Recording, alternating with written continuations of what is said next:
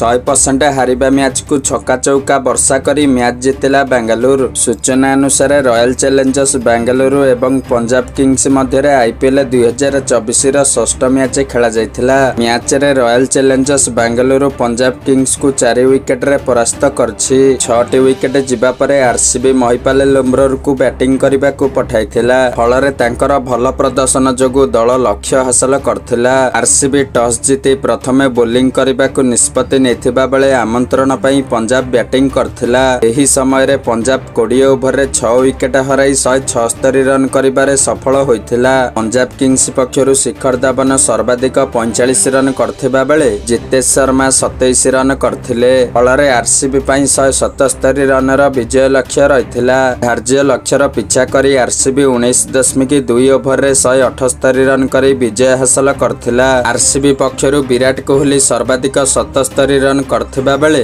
Dinesh Karthik 28 run करथिले।